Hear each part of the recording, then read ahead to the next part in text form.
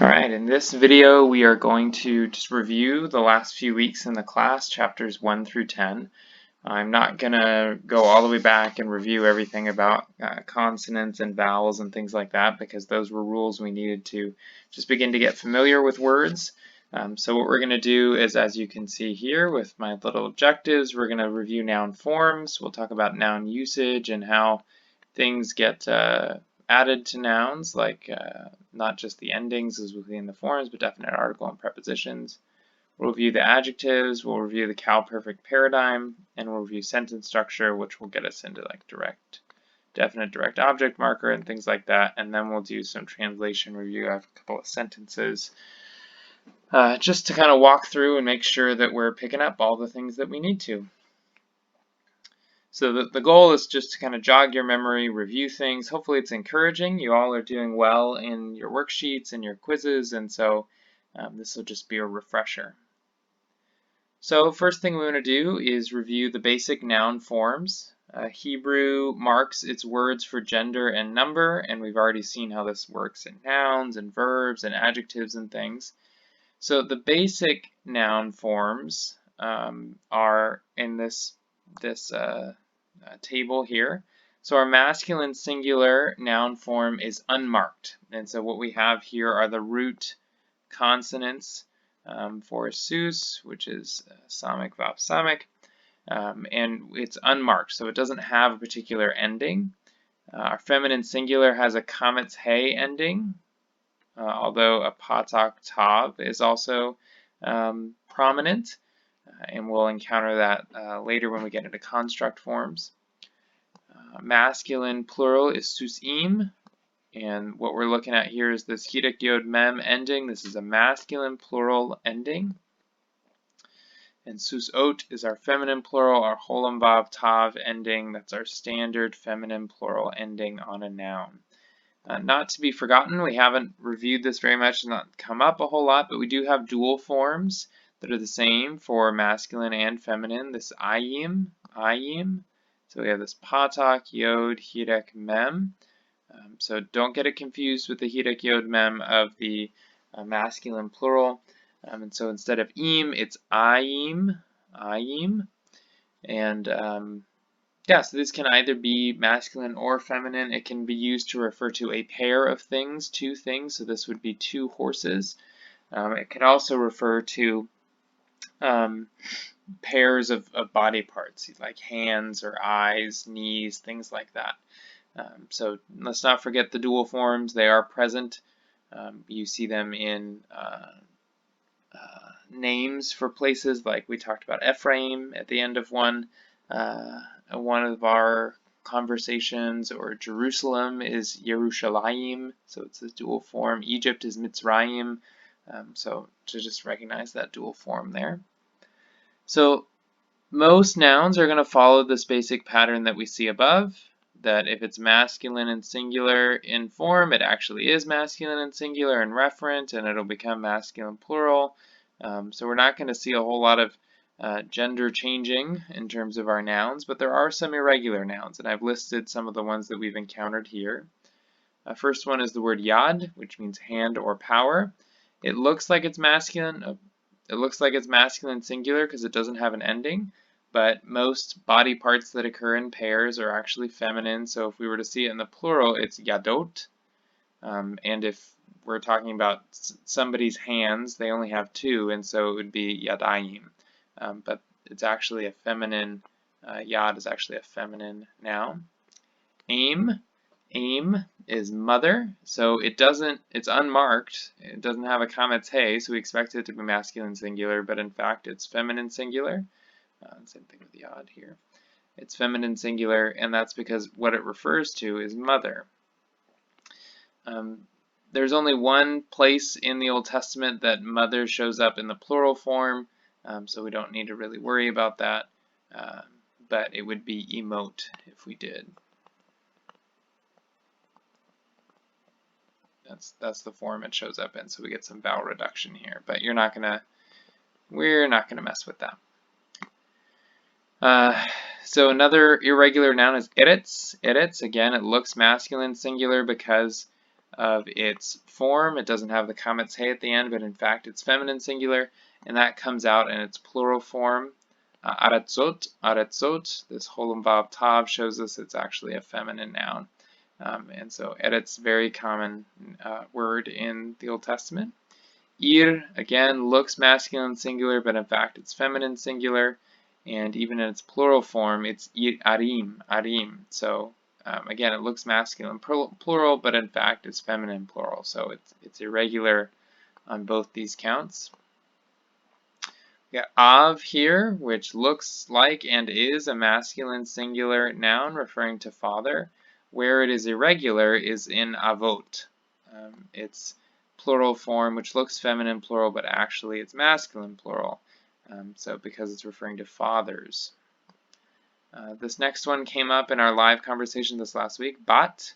Bat is feminine singular. It has the patak tav ending. Also, its referent is daughter, and so that tells us as well that it's feminine.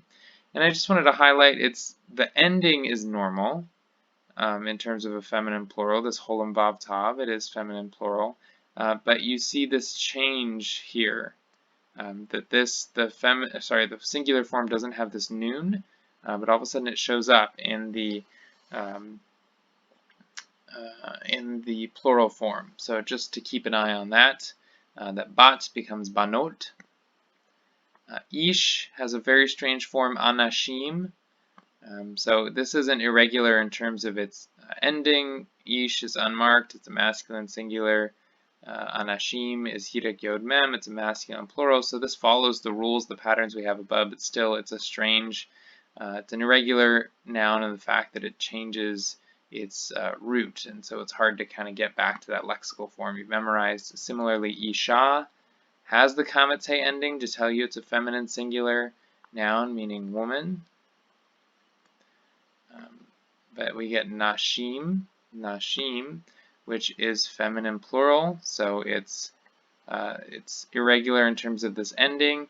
So it looks like it's masculine plural, but because it's referring to women, nashim, it's feminine plural. So again, strange, where the noon in both of these forms only shows up in the plural, but for us to know that. Okay, so those are the basic noun forms. Again, most nouns we're going to see follow this pattern, and we're going to be all right with that. There's just a few annoying nouns that are going to show up, and they're going to be irregular. Something for us to keep in mind as we add endings onto nouns is that we are going to see vowel changes occur. This happens when the accent on a word shifts. Just remember the default accent in Hebrew is the last syllable, the final syllable.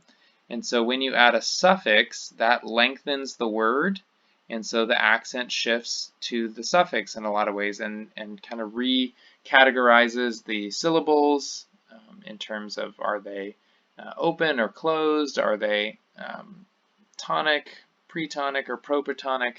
And so when that happens, vowel reduction takes place. The key points are here that kametz and sere are the most likely vowels to reduce to a shava in that first vowel position under the first root consonant, and that closed unaccented syllables must have a short vowel. So some examples here of vowel changes happening because of a suffix added. So davar, word, matter, or thing. Here we have a medium A-class vowel and a short A-class vowel. This syllable is open and pretonic. We're cool to have medium vowels there. This is closed and tonic, so we're cool to have short vowels there. But then we add a suffix, this hirek yod mem, and all of a sudden instead of this first open syllable being in a pretonic position, it becomes in a pro-pretonic position because we have syllable 1, syllable 2, and syllable 3. And so we have vowel reduction take place. The kametz changes to this shava. So instead of davar, we get davarim, because again, Hebrew wants to get to and stress this final syllable most of the time. And so they rush past this sound, and the representation of the scribes of that sort of reduction of time you spend in this syllable is represented by this change to a shava. Similarly with levav, levav, which means heart, and we've got etzere in this first, under the first root consonant. When we make it plural, cholam vav tav there at the end, we have first syllable, second syllable, third syllable back from the stress that's going to be on vot. And so we get this reduction. Again, the speaker doesn't take as much time and that initial syllables rushes past it, and so the way to represent that is the shift to a shava. So I'm highlighting this, and it's really going to come in handy later when we talk about the construct state, but just to be aware, did any of these examples? We did see a vowel change here with eretz to aretzot here, but these are really irregular vowel changes, so we won't worry about that. So just to review that, and again, here are the highlights. Here are the things that you need to keep in mind. Kametz and sere, most likely vowels to reduce to a shava, and that closed unaccented syllables must have that short vowel. Okay, while we're under the category of nouns, we need to talk about these segolate nouns. They're sort of a special subcategory that follows a set pattern of pluralization. So segolate nouns are nouns which are formed with segols under the first two root consonants. And so, for example, the segol here in melech, melech. So again, something that's significant about these is that the stress, instead of being on the final syllable, is here on the syllable before the end. So the penultimate syllable. So melech and nefesh, nefesh. Here's the accent. And you can see segols under both of these. And they follow this same pattern when they become plural, and it's a little different in terms of what we would expect. So a segolate noun, when it becomes plural, goes shava kametz on us, shava kametz. And so this is strains. We might expect, be okay with the segol becoming a shava, but it's really this kametz change that might throw us off. So melech, king, becomes melakim, melakim, kings. Nefesh, for soul or self, becomes nefashot, nefashot. So in both these you can hear the stress is now the final syllable here, and we have the vowel reduction, the vowel changes that have happened. So for that pattern, again, this is just recognition of patterns in Hebrew. It's not like you're going to be writing letters in Hebrew and have to know how to construct it, but a lot of the work we're doing is taking something that looks strange and trying to get back to that lexical form that you have memorized for your vocab so you can get the meaning of it, and also being able to spot common endings to things. Like this cholam vav tav tells you this is feminine plural, and the hirik yod mem tells you this is masculine plural. So, and then we've also talked about guttural rules, that the four gutturals, which are aleph, ayin, hey, and chet, and they have a friend named resh who tags along all the time, they require special treatment because of the particular way by which we pronounce them. And so there are three rules that we've learned, and we're not going to add any more over this full year about guttural rules. But we will see this come into play in a number of different ways, so as we get into different verb patterns and things. So the first is gutturals do not take dagesh. They don't lengthen in any way, and so they're going to reject dageshes and require special treatment with that. They prefer, if possible, to have A-class vowels, and so one of the segolate nouns that I could have talked about is this noun, na'ar, which you might say, that's not segolate, it doesn't have segol here. But because of we have a guttural here in the ayin and guttural special friend, the resh, they prefer A-class vowels to introduce them. They want to be class A vowels, or class A letters, so they want A-class vowels to introduce them. So we have this word acquiescing, and we get a double patak here. But when na'ar becomes plural, it follows the same pattern. We get ne'arim. So this pattern that we saw up here still applies to the segolate noun, but in its singular form, it's exemplifying the second guttural rule. They prefer A-class vowels. And gutturals rarely take vocal shavas, rarely, and they prefer the chatef, so that Hatef Patak, Hatef Segol, and Hatef, oh sorry, Hatef Kametz. So they really want those instead of local Shava, and you can see that, for example, in Elohim, the word meaning God or gods, that you should have, because we have accented syllable here at the end, we have an open syllable. This should really be the tzere of ale should reduce to a Shava here, but because we have a guttural in the Aleph, instead we get the Hatef Segol. So 3 rules for you to remember. Gutturals do not take Dagesh, gutturals prefer A-class vowels, and they rarely take vocal Shava and prefer Hatefs. Hatef Patak, Hatef Segol, and Hatef Kametz. So those are different things that affect the form of the nouns that we take in term, or the forms of the nouns we're learning take. And now I want to just go into the use of these. So what we've been talking about is the sort of the root themselves, how they change. Now let's talk about things that can be done to them for them to be used in a sentence. The first thing to go over is the definite article that can be added. So there are 3 elements to the Hebrew definite article: he, patak, and a strong dagesh in that first root consonant. So it actually looks like this, and you have sort of the consonant there. We'll make that a samech just to make it a little bit better. But the elements here are the he, patak, and strong dagesh. That's how we recognize the definite article. So we can see it here with hasus, hasus. So because we have a strong dagesh here, that lengthens the sound and makes the samech here also be a part of this syllable. But we have the he, the patak, the strong dagesh. Hasus, hasus. We have hamelech, hamelech. So we have a he, patak, strong dagesh that's been added to the sentence, or sorry, added to the noun to make it definite. So this is the horse. This is the king. Now because this is a prefix, it's not going to change the vowels in the word because it doesn't shift the accent. The accent is still on the last syllable. Well, in Segalit it's there on the second to last syllable. But the prefix isn't going to change that. It doesn't shift things around. Here we have ha'arim, ha'arim. This shows us what happens because gutturals do not take dagesh. We have an ayin starting this word, arim, cities. When we get the he is added on, a patak, when it goes to add the strong dagesh, the guttural rejects it, and so we get this thing called compensatory lengthening.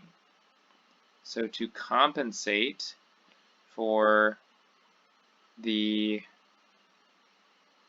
lack of doubling of the ayin, we get a longer vowel. So we go up the vowel chart from short patak to medium kametz.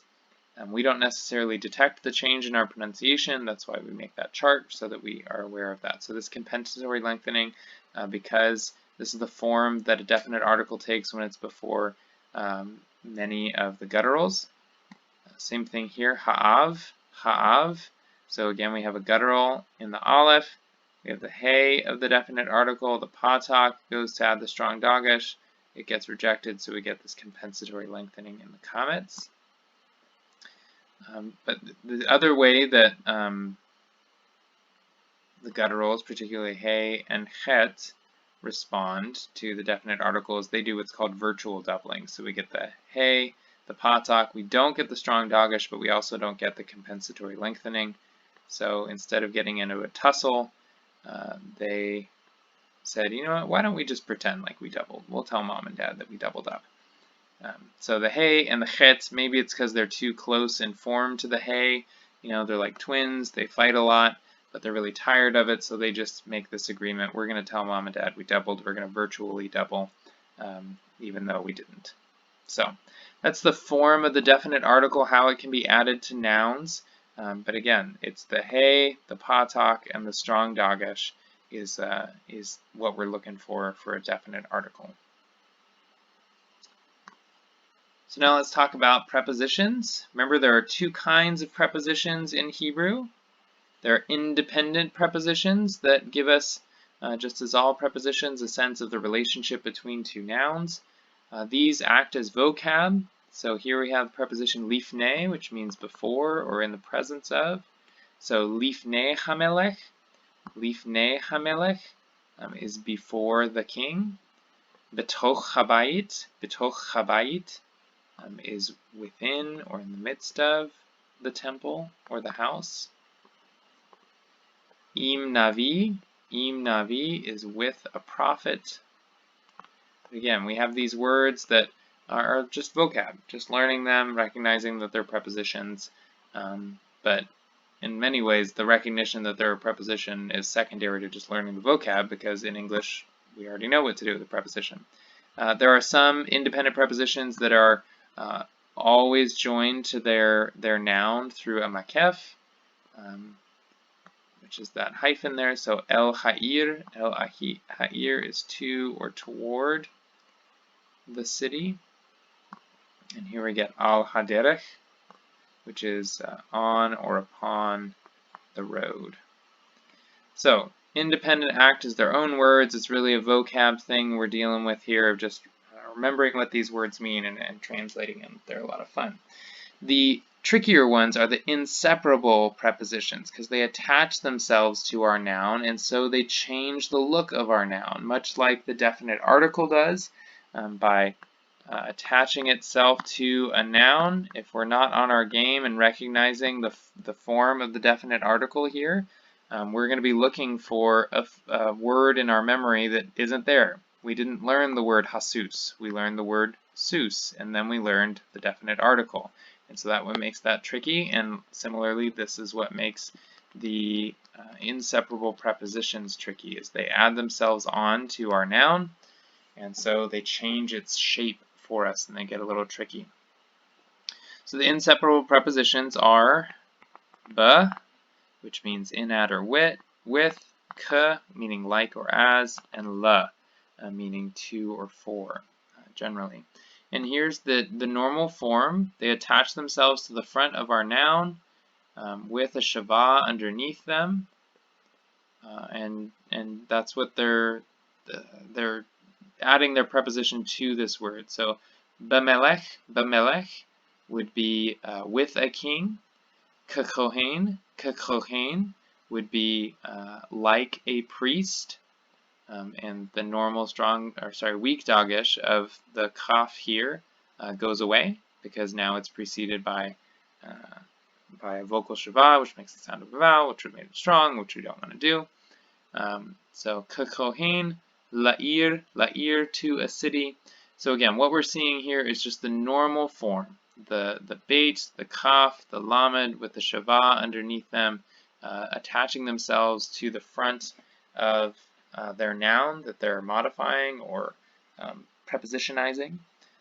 And so the trick for us that we need to do is to create this little space in our mind that if we see this beit with a shava, a kaf with a shava, or a lamed with a shava, just pause and ask ourselves, is this a preposition that I should know? So they're very common in the Old Testament, so we're going to encounter them a lot. Now this general form, the normal standard form that has the shava underneath of it, does change every once in a while. So here is what happens when an inseparable preposition with its shava is attached to a word that begins with a vocal shava. So something has got to change, because you can't start with two vocal shavas. Remember that the rule for two shavas right next to one another is the first is silent and the second is vocal. But you can't start a word with a vocal shava. You need some sound there. And so it gets you into this this pickle of what to do. And so what our prepositions do is they take on a hirek. So they their vowels lengthen to make up for it. And so instead of, well, you can't even pronounce it with two shavas, but you get bin navi'im. Sorry, because this is vocal shava. You get ki melakim, and you get li zavachim.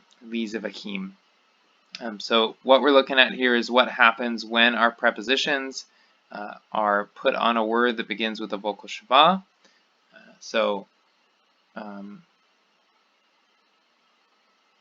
Yeah, something for us to, again, add to our bag of tricks and to recognize these prepositions. So again, this is the normal form, but if it's on a word that has a vocal shva, that's what we get. We also saw in that chapter on prepositions that if a preposition is being added to a word that has a chatef on it, then it's going to adapt to take the short vowel of that chatef. So here adding the b preposition, the in, at, or with, to aratzot, lands or earths, but lands would be better. In order to not make things awkward, our bait takes the patak. And we'll have to pay attention because, as we're going to see down here, to pick up all of our clues to make sure that what isn't going on is this is a definite article under here. So when a preposition, an inseparable preposition, goes on to a word that is definite, so again, it would have the definite article. So if we had habayit here, so we have hey, a patak, and a strong dagesh in the first root consonant. How do I know it's strong? Because it's preceded by the sound of a vowel. It's an invigorating vowel. So it's a strong dagesh that's here. Hey, patak, strong dagesh. Okay, so that's the definite form of bayit, habayit, with the definite article on it. When we want to add a preposition, ba, on, the preposition, the consonantal element of the preposition moves in to take the place of the hey, because hey is a weak sound. And so we get ba bayit, ba bayit. And so what we need to do is be able to spot the bait of the preposition, and we should just have in our bag of tricks looking for bait, kaf, and lamed that begins a word to wonder, okay, can I isolate this as a root? Do I know this vocab word? This is probably a preposition then. And then to be able to see the patak and the strong dagesh here as the definite article. So remember that when a preposition, an inseparable preposition, is added to a definite noun, the consonantal element of the preposition replaces the hey of the definite article. That's what's going on. So we see it here in babayit, babayit. So here we have a weak dagesh that's just changing the Bagad Kafat letter, and this is a strong dagesh that's doubling the sound. Here we have kamelakim, kamelakim. So we get the patak and the strong dagesh of the definite article and the kaf of the preposition, and la kohen, la kohen. Again, we have patak and strong dagesh of the definite article, and we have the lamed being the consonantal element of the preposition. So these are trickier because they change the shape of the words that we've learned, but it's adding this into our toolbox of things that could be at the beginning of the word that I need to ask. I mean, sometimes, you know, you have learned plenty of words that begin with a bait, that begin with a kaf, that begin with a lamed, but to at least pause and say, is this a preposition? Do I know this other word? What does it make sense in this context for it to be a preposition as we build sentences and things like that? Yeah, just as you might have a hey in the beginning of a word, and to be able to see it as a definite article, and you might have a vav at the beginning of the word that we said you could just assume is the vav conjunction. All right. We did talk a little bit about the special preposition min, which means from. This can take both forms, of Hebrew prepositions. It can be independent with definite nouns, and so we see that here with two examples: min haaretz, from the earth, min habayit, from the house or the temple. And so with the definite article on these words, we get the independent form of min, and it most often, a lot of times, have this makef that's joining it to the word it's modifying. But when it's with indefinite nouns, it often takes the form of an inseparable preposition. And so we get this mem, hirek, and then a strong dagesh in the first root consonant. And we're going to see the same thing happening with gutturals down here. But it smashes itself onto the front of the word. Normally you would have the mem, hirek, noon of mean, and then you'd have the shava here. But a noon with a silent shava is very weak, and so it tends to disappear.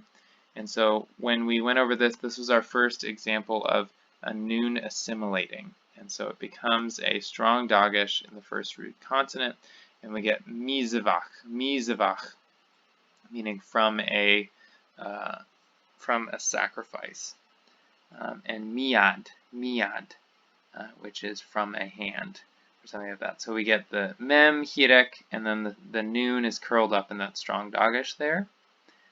Because the noon is trying to become a strong dagesh, we get similar things going on with gutturals. And so gutturals do not take dagesh, and so you get some compensatory lengthening that goes on, where you get me'av instead of mi'av, because you can't give a strong dagesh to this guy, so he rejects it, and you get compensatory lengthening with the tsere there. Okay, so that's reviewing the forms of nouns in terms of gender and number, how that shows up, and we talked about the use of nouns and adding definite article to them, adding prepositions to them. And now just to review our adjectives. So these felt, I hope, very familiar in terms of noun form in the form of adjectives, and that they have the same endings. That when you have an adjective that's masculine singular agreeing with its head noun, it's unmarked. When it's feminine singular agreeing with its head noun, it gets the comments hey. Masculine plural is that hirek yod mem, and feminine plural is the cholam vav tav. And so the adjectives adapt to agree with their head noun in gender and number. And remember we said that dual forms of a word take the plural adjective. So just to note that. So the adjectives are going to agree with their head noun. So this example is great of tov because we have a long vowel that's not going to reduce here. So we get tov, tova, tovim, tovot. Good, good, good, good, attached to a masculine singular, masculine plural, feminine plural. Here are 4 more examples of adjectives as they go through masculine singular, masculine plural, and feminine plural forms. And just to show you, most of them are going to experience vowel reduction under the first root consonant. So we had gadol, great, often a qualitative greatness. Gadola, gadolah, gadolim, gadolot. Tameh, unclean. Tameya, tameim, tameot. In terms of masculine singular, masculine plural, feminine plural, excuse me. Yashar, straight or right. Yashara, yasharim, yasharot. And chacham for wise. Chachama, chachamim, chachamot. And again, these forms, they don't dictate themselves, they agree with their head noun. And I'll whisper here unless they're substantive, but we'll get to that in just a moment. But again, to see that many of them are going to experience that vowel reduction in the first root consonant. So our adjectives are used in 3 ways.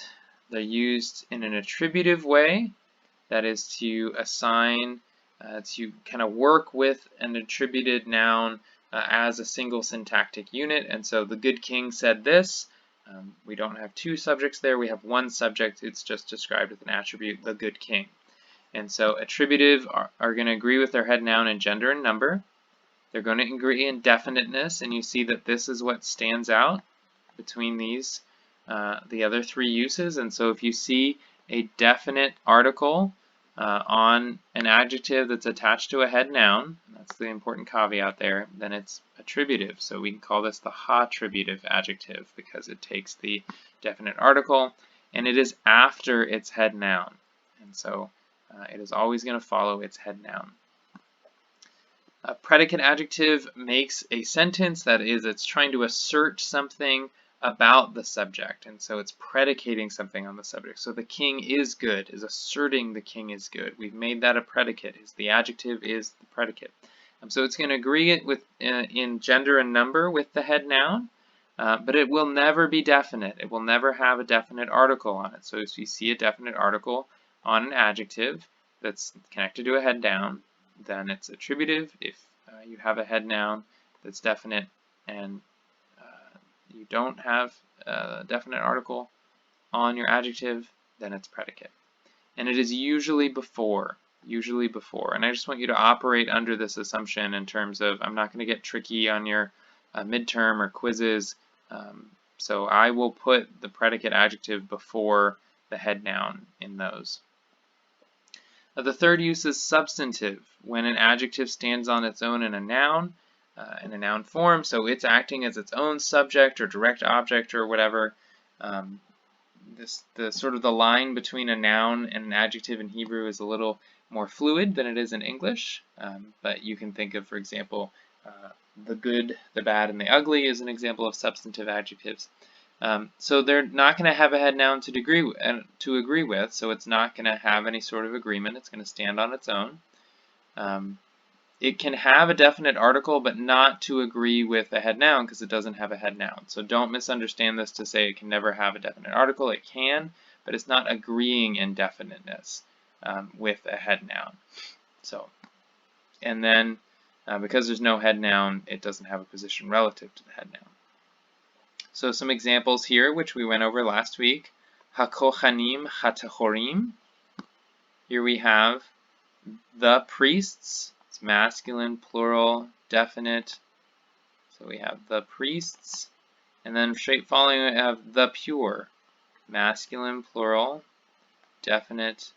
So we get the pure. The pure, the priests equals the pure priests. And then we might have the pure priests took or walked or sent or some sacrificed or whatever. But this is all acting as a single syntactic unit. Tehorim HaKohanim. So here we have both masculine and plural, noun and adjective. This is a definite noun. This is still the priests. But we don't have a definite article here to match, and so this is what marks it as a predicate use, and so here we get the priests are pure. Are pure. So it is this assertion of things. We're trying to tell you how it is. We're not just assuming how it is. We're trying to tell it to you. And remember, a sentence is divided, and the subject is the part leading up to the verb. After the verb, we have the predicate in a standard English sentence. And so here we have the adjective in the predicate. So it's a predicate adjective. It's predicating something on the subject. So we get the priests are pure. And again, we see that it agreed in gender and number, masculine and plural, but not in definiteness. We have definite article, no definite article. And it was before the head noun. An example of a substantive adjectival use, we have zivachu hatechorim. So here we have a masculine, plural, definite adjective, meaning pure, the pure. But we don't have a head noun around. We look and look and look and we can't find one. And we notice that this masculine plural matches up with this third common plural verb here, zivachu. And so what we have here is a substantive use. So the pure, you might want to say ones sacrificed. But again, the Hebrew doesn't have this noun to attach to it. So in English, we need that for it to make sense. But yeah, so that's a substantive use of our adjective. So we're going to see a lot of attributive and predicate uses in this class, but not to forget the substantive as well. All right, so we're going to go over the verbs, and then we're going to go over how sentences fit together, and then we'll do some translation work. So I have in this column, I have the pronouns, and we're going to see second masculine singular and second and first person is going to help us with our verb forms because we have some common features of them. I'm going to go through the Cal Perfect using katal as our sort of paradigm verb, and for each one I'm going to offer us a different example of that. So here we have katal, our third masculine singular. Another example is Natan. And again, we have this Kametz Patak pattern, which we're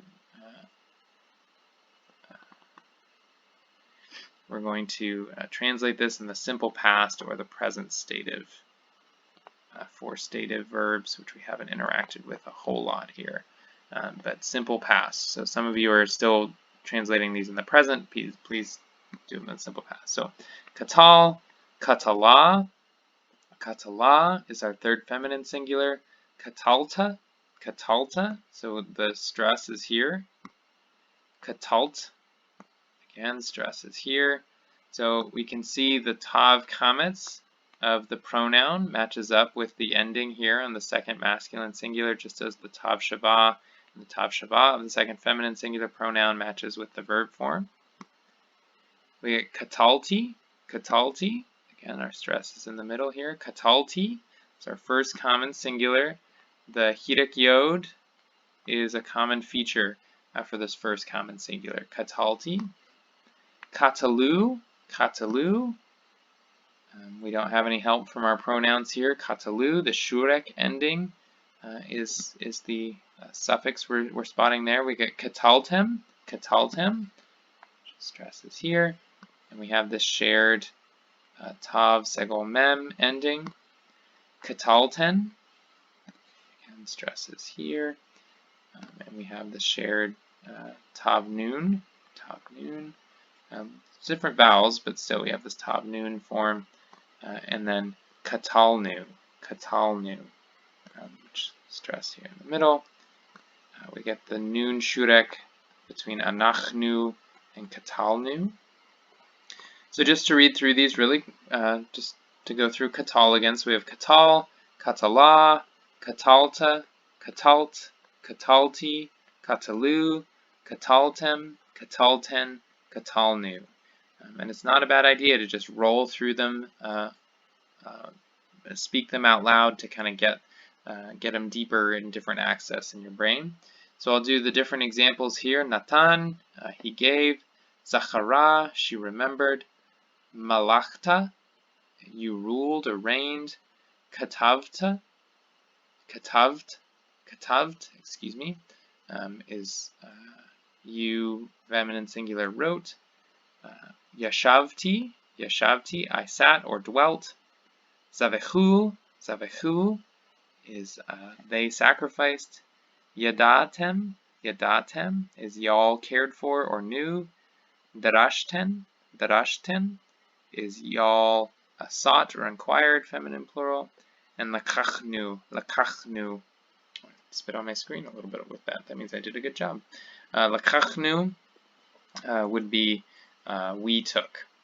So there's just some examples of different verbs, and again, what this verb paradigm is showing us is any suffixes put on root consonants and any vowel pointings put on root consonants.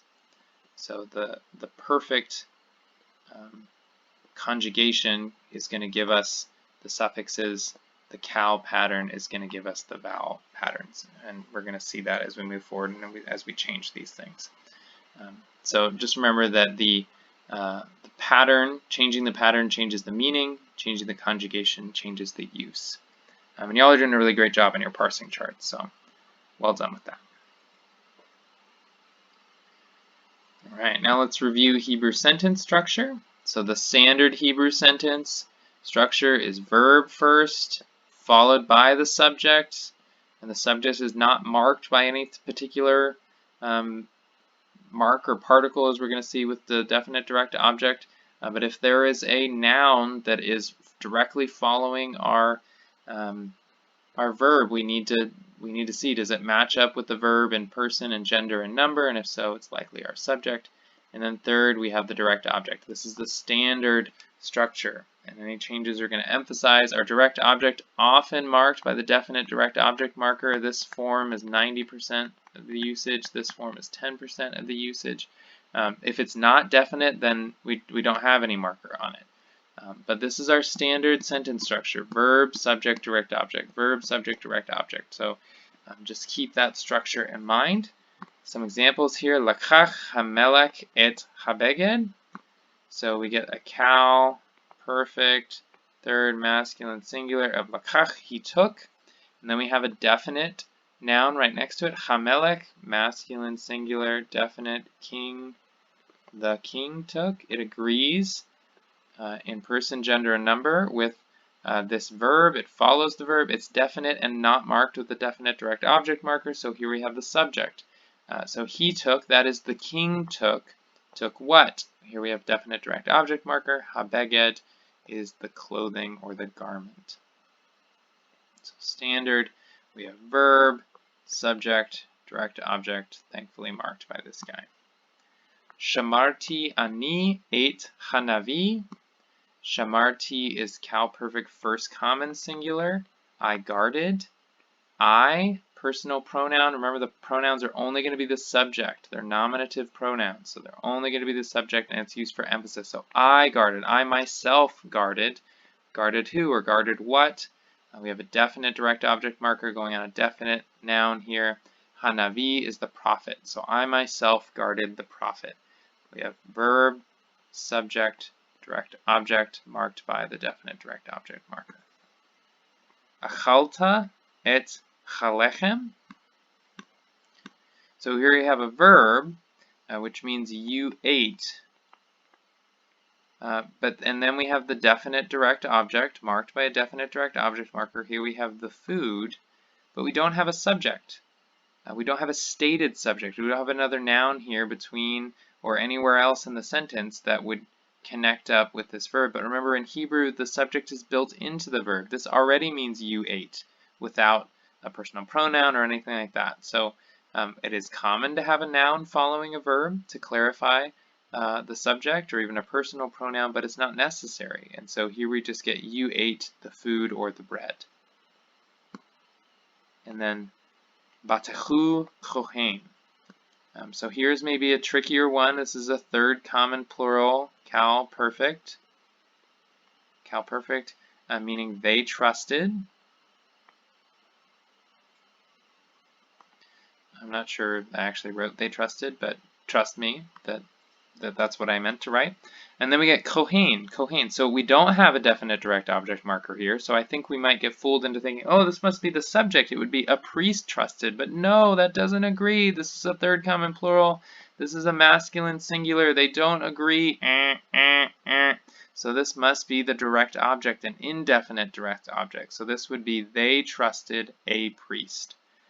So do the work of marking out verb and direct object, and then figuring out, do I have a stated subject or something like that.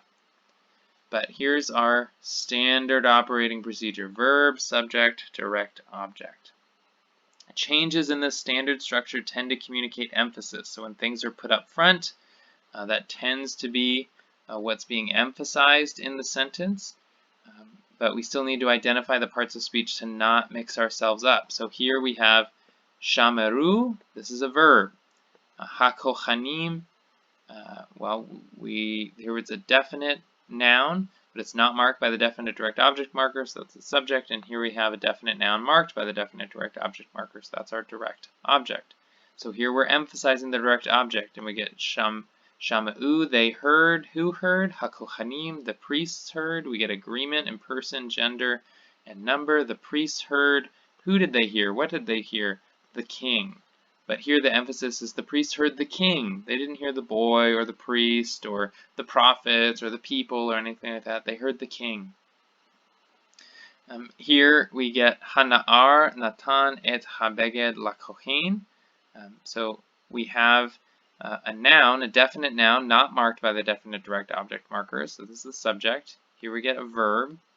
And then here we get the direct object and indirect object. So direct object here, indirect object is going to be part of that predicate. And so we have the boy or the youth, Natan, gave, et habeged. What did they give? What did the youth give? The clothing, indirect object, to the priest. This is the preposition la. Patak, strong dagesh, there's the definite article hiding under there. So we've changed the structure. We're starting here with the subject. That's the emphasis. So it was the boy gave the garment to the priest, not the king, not the mother or the father or anything like that. And then this final example is moving the direct object in front to emphasize, but without definite direct object markers. So here we have halach, this is our verb. Ha'av, it's a definite noun not marked by a definite direct object marker. So this is our subject, and here we have the direct object. Direct object. So halach, ha'av, the father walked al haderek, on the road. So it's something like this, a prepositional phrase that takes away the role of the definite direct object marker. I think we're not struggling with this. It just wouldn't make sense to be on the road walked the father. I mean, that would be a good translation, but we're not mixing up there the subject and the direct object. So the father walked on the road here. So when we change the structure, we change the emphasis, but we still need to identify verb, subject, and direct object. And just a reminder, this, I think y'all have picked up on this, but the negative particle in Hebrew right now that we're learning is lo, not, and it always precedes that which is negated. So that was review, and y'all learned all that in the last few weeks, and you've been doing a good job. So I'm going to take just a few minutes to roll through these 8 examples here, samples for us. So we get Shama Ha'ish Davar, Shema Ha'ish Davar. So here we get a cow perfect third masculine singular from he heard. This next word Ha'ish is a definite noun. It's not marked by the definite direct object marker. It matches, ish is a man, so this is the man. It matches masculine singular, third masculine singular to the verb. So unless otherwise indicated, I'm going to assume it's the subject. We get the man heard davar. So this doesn't have a direct object. It's a noun meaning word, matter, or thing. Sorry, it doesn't have a definite article, nor is it marked by the definite direct object marker. But it is the direct object. So the man heard a word. Heard a word. I think sometimes we can get a little happy with our English definite articles. Make sure that a word you're making definite has the definite article. So here's the verb, and the subject, and the direct object. The man heard a word.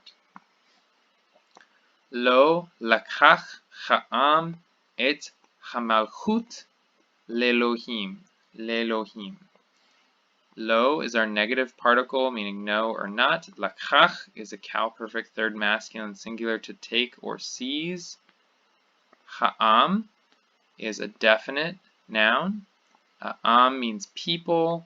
It's masculine singular. It's a collective singular, so we've struggled with that idea, but in Hebrew this is a singular noun.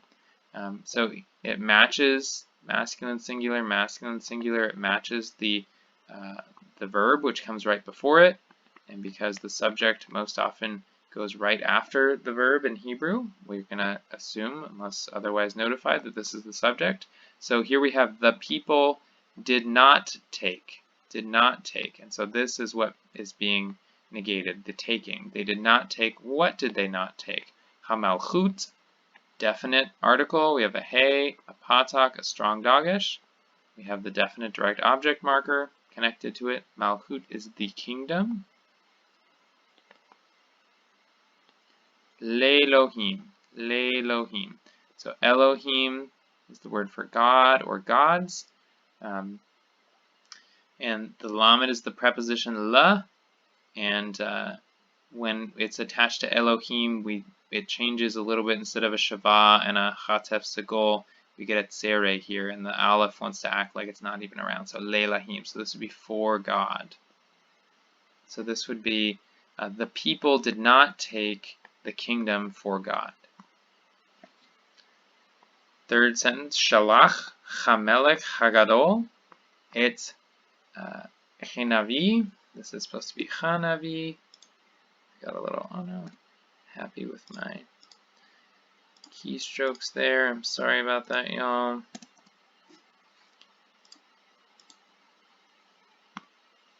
Chanavi et Chanavi Hakadosh el Ha'ir Harasha.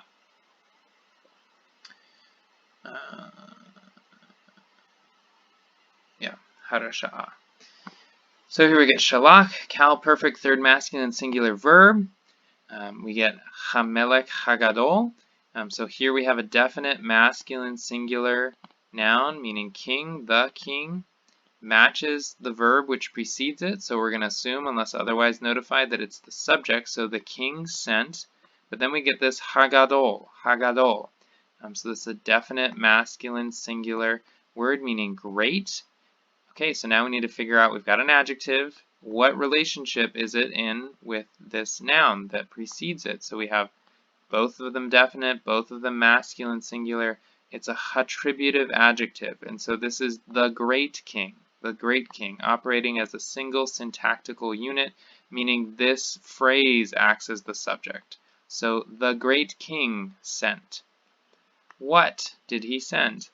Hanavi, the prophet, definite noun, masculine singular noun, definite, marked by the hey, patak, strong dagesh in the first root consonant, marked for us as the definite direct object here with the 8. Et chanavi hakadosh. Oh wait, we have another adjective. We need to figure out how is it being used. It's following after its head noun. It agrees in definiteness and gender and number. So we have another attributive use of the adjective. So the great king, the, because it's definite, great, because it's attributive, great king, sent. Who did they send? The holy prophet. The holy prophet. El is to Ha'ir Harasha'a. So again, we get the city, the city. It's a feminine singular, and this is odd because it's an irregular form, so it's unmarked, but its ir is a feminine singular word, marked with the definite article with compensatory lengthening, and then we get another adjective, rasha, rasha'a. This is the feminine singular form of rasha, which is guilty or wicked.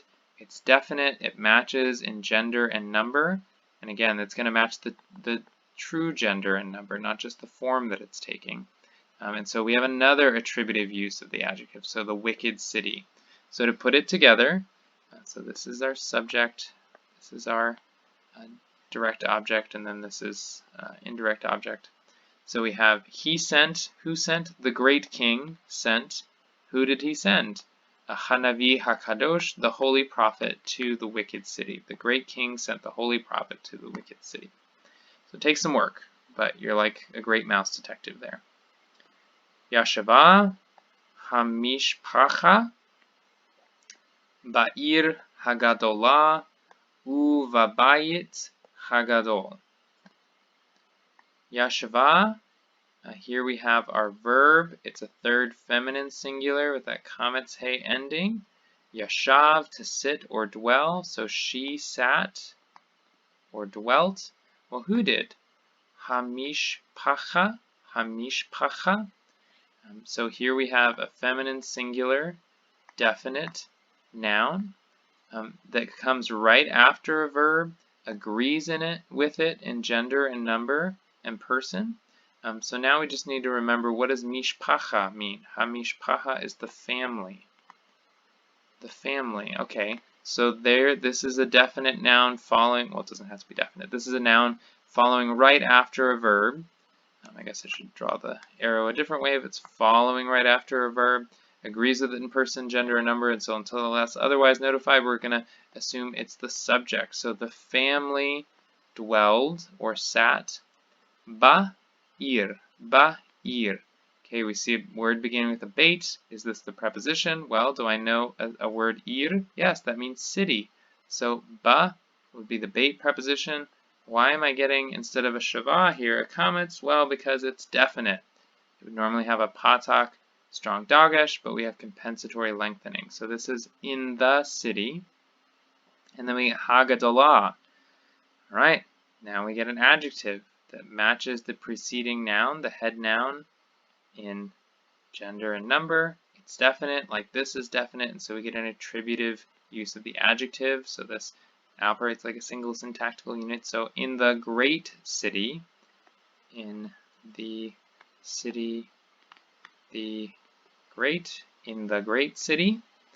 U, this is our vav consecutive before, this is a bump rule, so before a bait, a mem, or a pay, those labial consonants, it takes the form of u, uvabayit, uvabayit. So this is a little tricky because we have to recognize this bait as the bait preposition.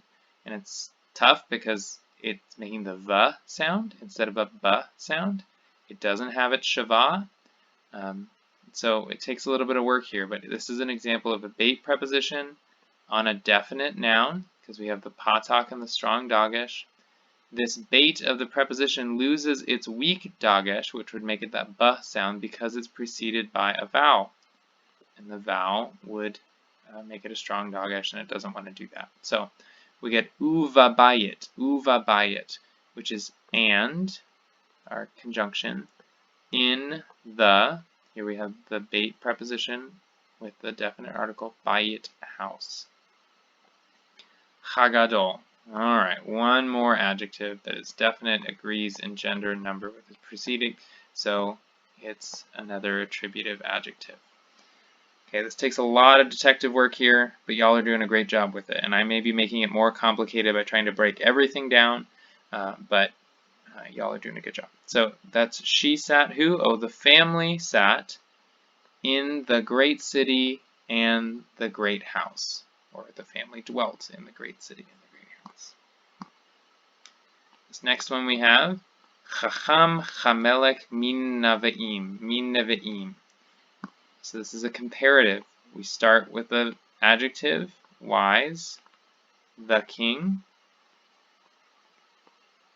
So that right now this looks just like a predicate use of the adjective. So we'd say, oh, the king is wise, but then we have a min preposition, meaning from, and then we get prophets.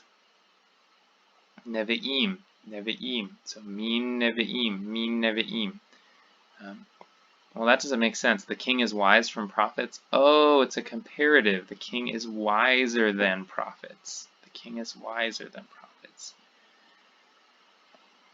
Okay, number 6, 8 chamish patim yedatem. So let's break this down. 8 is our definite direct object marker that's used 10% of the time. 8, so it's that sere without the makef. Chamish patim, so here we have the judgments, masculine, plural, definite noun. Mishpat is judgment or decisions. So we need to make it plural, the judgments.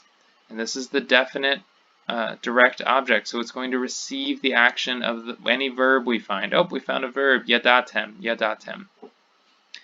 So here this is the Cal perfect second masculine plural, a tem ending is second masculine plural, of yada, to know or care about. So what we would say is y'all knew what? The judgments. Y'all knew the judgments or the decisions. Number 7, Zachar Elohim et chachai. Zachar, Cal perfect third masculine singular, meaning he remembered. Elohim is a noun following our verb. So we're going to assume that it's the subject, Elohim, God, unless there's some mix match and it's a masculine singular because it's acting as the singularity of God here. This is an honorific in this case of the great God, your majesty kind of sense. So masculine singular, so God remembered. God remembered, 8, definite direct object marker, so this can't be the subject. This is the direct object, chachai. So here we have a definite article on a word that begins with a chet, and so we get this virtual doubling. They make their peace and they decide not to tussle about what happens with the dagesh. Chai is an adjective which means living, alive. And so we look around. Is there a head noun for this to be attached to?